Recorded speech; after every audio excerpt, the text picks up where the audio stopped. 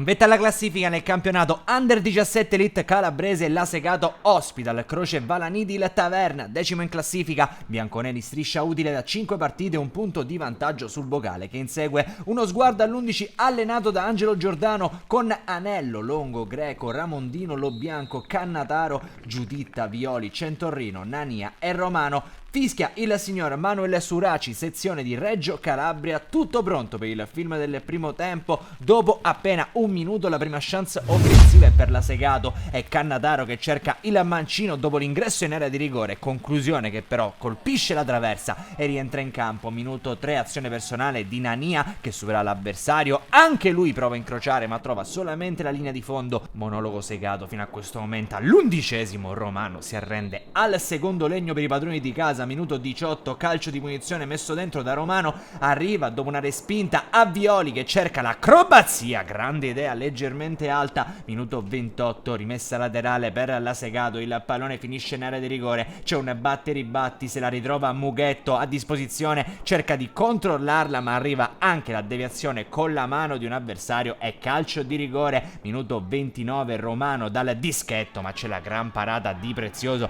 che mantiene la sua porta inviolata. Minuto 42, è Nania che ruba il pallone, cerca spazio, va destro dalla distanza, Nania 1-0 sotto la traversa, Segato in vantaggio alla fine dopo tante occasioni. La sbloccata il numero 9 dei padroni di casa. Minuto 45, Longo entra in area di rigore dopo il triangolo con Nania, perfetta la combinazione, altrettanto perfetto il piattone sul palo più lontano. 2-0 della Segato, siamo alla fine del primo tempo al Croce Valanidi, ma fin qui la gara è a senso unico. Possiamo partire col film della ripresa. Minuto 46, c'è un calcio d'angolo, c'è anche una deviazione di Mughetto nella propria porta, si trasforma nel 3-0. 48esimo, corner dalla sinistra sul primo palo, Spadafora, ci sono segnali di vita anche della Taverna. Minuto 50, gli ospiti, passaggio errato di Lobianco che di fatto serve Gaudio, calcia, c'è la deviazione in calcio d'angolo di Anello. Minuto 56, palla a Cannataro sul versante opposto, Cannataro si coordina per il mancino basso,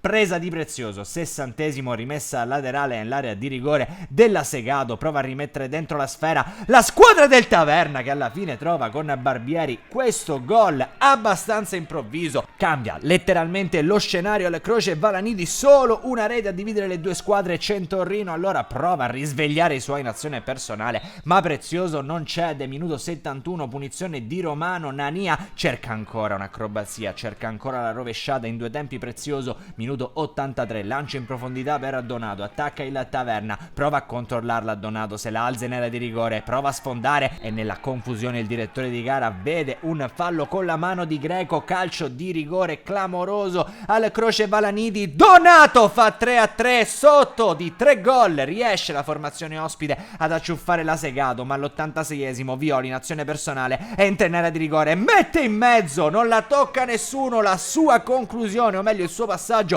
finisce in porta. 4-3 sostituzione, entra Gambardella per Lobianco, poi al 92esimo pallone messo dentro per Violi che appoggia da Nania, si coordina sterzata, ce l'ha sul mancino Nania che chiude così una partita per lui perfetta, per la Segato vale 3 punti che fino al minuto 84 sembravano essere sfumati. Finisce 5-3 al Croce Valanidi. Amici di Wii Sport, un cordiale saluto e come sempre alla prossima.